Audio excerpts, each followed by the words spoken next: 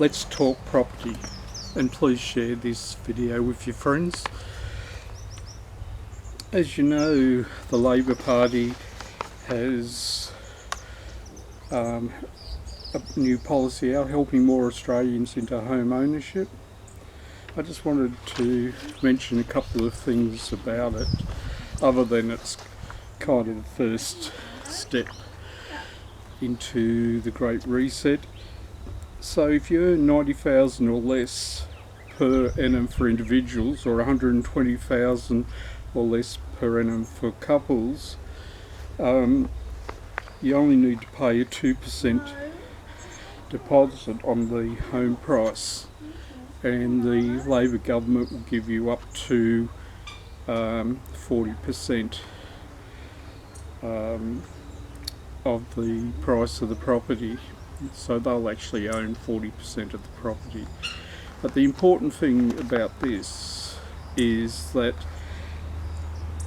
so now you're on less than $90,000 somehow, and everyone strives to do better for themselves. You suddenly are over the $90,000 mark. If the home buyer's income exceeds the Help to Buy annual income threshold for 2 consecutive years, they'll be required to repay the government financial contribution in part or whole as their circumstances permit. So what happens, you get a promotion, you go over that 90,000, or you're headhunted and offered a really great job that's worth a lot more money, then you're going to have to pay the government back the money they paid, or the money they've paid on your property. So I don't believe it is worth it, and who wants the government sticking any more of their nose into our business? But that's from the policy of the Australian Labor Party. Now the other thing is, New South Wales, I cannot believe it, the Liberals want you to now give you the choice to either pay land tax or to pay the stamp duty. Now I'm an investor, I'll tell you now, your property will be worth less to me in years to come, because there's no way as an investor do I want to be paying land tax plus the rates each year. So your property would be a property that I wouldn't be looking at. As a retiree, it would be the same.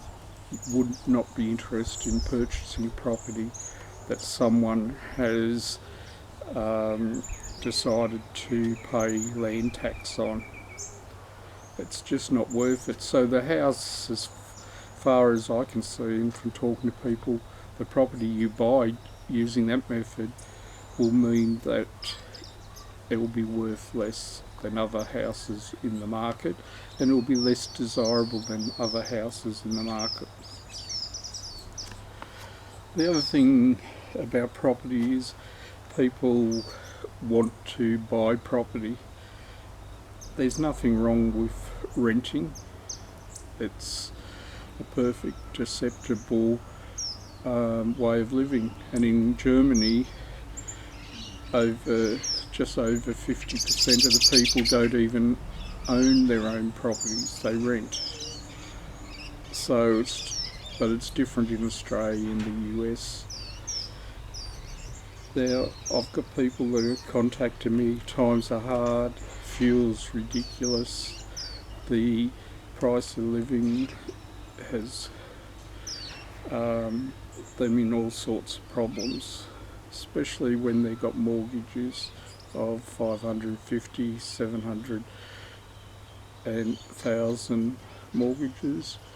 What you can do, one option is to rent that property out and move further out into the suburbs, or further out where properties are cheaper, and actually rent a property and let the people who are renting your very expensive property pay for your mortgage. So that is an option. One of the other things is people are wanting to still buy land and properties. You can do it by not using the banks. For example, what you can do is and you'll see, you've got to search it out, or you can ask the person who's selling the property if they will offer vendor finance, where you pay the vendor the finance for the purchase of the property. It's a really good way. I've seen a few blocks of land in the country areas where it's been vendor finance and they haven't even put interest on it. The other option is the lease to buy or rent to buy. I've got a property in Finlay, which is on the border between New South Wales and Victoria. It's an hour from Albury, an hour and a half from Wagga Wagga, and a few minutes to get over the border. And we're going to offer the people who are renting that property the opportunity to rent and buy the property. So we're going to sell the property for $140,000 and they will give us a deposit of $3,000. That will mean we will keep it at that price. We won't change the price. They will still continue to pay their rent, $160 a week. However, they will pay extra into a trust account, which will reduce the cost of the property.